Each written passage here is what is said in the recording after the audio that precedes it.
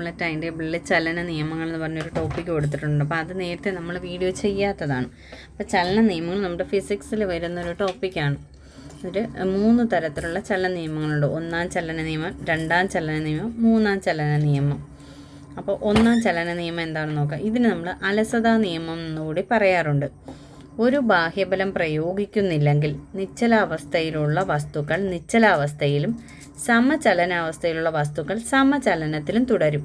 ഇപ്പം നമ്മൾ ഒരു പേനയോ എന്തെങ്കിലും ഒരു വസ്തുവോ ഇങ്ങനെ വെച്ചിരിക്കുന്നു, നമ്മളതിനെ തള്ളി മാറ്റുകയോ എടുത്തു മാറ്റുകയോ ചെയ്താലേ അതിലൊരു ബലം പ്രയോഗിക്കുന്നുള്ളൂ. അല്ലെങ്കിൽ അതവിടെ ഒരു ബലവും പ്രയോഗിക്കാതെ അവിടെ തന്നെ ഇരിക്കും, നിശ്ചലാവസ്ഥ ഇരിക്കുകയാണ്.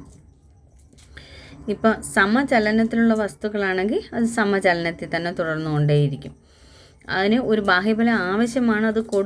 അത് കിട്ടുന്നില്ലെങ്കിൽ അത് കൊടുക്കുന്നില്ല. അപ്പോൾ ഈ പുറത്തു നിന്നുള്ള ബലത്തെ ബാഹ്യബലം. ഇപ്പോൾ ഒരു പന്ത് അവിടെ ഇരിക്കുന്നു, അത് അവിടെ ഇരിക്കുമ്പോൾ അത് നിശ്ചലാവസ്ഥയിലാണ്, അത് നിശ്ചലാവസ്ഥയിൽ തന്നെ ഇരിക്കും. ബാഹ്യബലം പുറത്തുനിന്നൊരു കാലുകൊണ്ട് തട്ടുകയാണെങ്കിൽ അത് ഇങ്ങനെ ചലിക്കും അല്ലേ. ഇനി അതിൽ വരുന്ന ഒരു കാര്യമാണ് ജഡത്വം.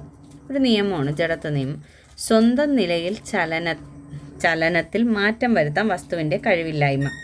അതായത് ഇപ്പോൾ ഒരു ജീവനില്ലാത്ത ഒരു വസ്തു അവിടെ ഇരിക്കുന്നു, അതിന് സ്വന്തമായിട്ട് ഇറങ്ങി മാറിപ്പോകാൻ പറ്റില്ലല്ലോ. അപ്പോൾ ഇതിനെയാണ് ജഡത്വം എന്ന് പറയുന്നത്. എന്തെങ്കിലും ഒരു വസ്തു അല്ലെങ്കിൽ ഒരു ഫോഴ്സ് അപ്ലൈ ചെയ്താലേ അതിന് മാറ്റാൻ പറ്റത്തുള്ളൂ.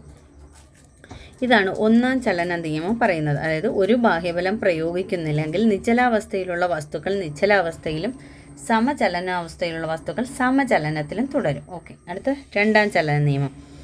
ഒരു വസ്തുവിലെ ആക്കത്തിലുണ്ടാകുന്ന മാറ്റത്തിൻ്റെ നിരക്ക് അതിൽ പ്രയോഗിക്കുന്ന ബലത്തിന് നേരിട്ട് അനുപാതത്തിലും ബലത്തിൻ്റെ ദിശയിലുമായിരിക്കും.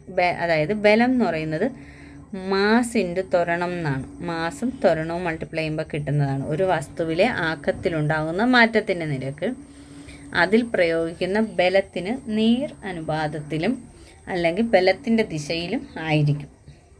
അപ്പോൾ മാസ് ഇൻറ്റു ത്വരണം എന്ന് പറയുന്നത് ബലത്തിന് ഈക്വലാണ്. അടുത്ത 3-ാം ചലന സമവാക്യം. ഓരോ പ്രവർത്തനവും തുല്യവും വിപരീതവുമായ ഒരു പ്രതിപ്രവർത്തനമുണ്ട്.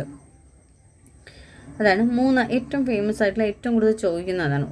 3-ാം ചലന നിയമം. ഓരോ പ്രവർത്തനത്തിനും തുല്യവും വിപരീതവുമായ ഒരു പ്രതിപ്രവർത്തനമുണ്ട്. അതിൽ F -F, അതായത് +F -F പ്രവർത്തനവും പ്രതിപ്രവർത്തനം. F പ്രവർത്തനമായിട്ടും -F പ്രതിപ്രവർത്തനമായിട്ടാണ് കാണിക്കുന്നത്. ഇപ്പോൾ നമ്മൾ തീയിലേക്ക് കൈ കൊണ്ടുവയ്ക്കുമ്പോൾ നമുക്ക് പെട്ടെന്ന് തിരിച്ചെടുക്കാൻ തോന്നും. അപ്പോൾ കൊണ്ടുവയ്ക്കുന്നത് പ്രവർത്തനവും തിരിച്ചെടുക്കുന്നത് പ്രതിപ്രവർത്തനമാണ്. അപ്പോൾ അതിനെയാണ് പ്രതിപ്രവർത്തനം എന്ന് പറയുന്നത്. അപ്പോൾ അതിൽ ഇങ്ങനെ പറയുന്നുണ്ട്, every action there is an equal and opposite reaction. അപ്പോൾ അതാണ് 3-ാം ചലന സമവാക്യം.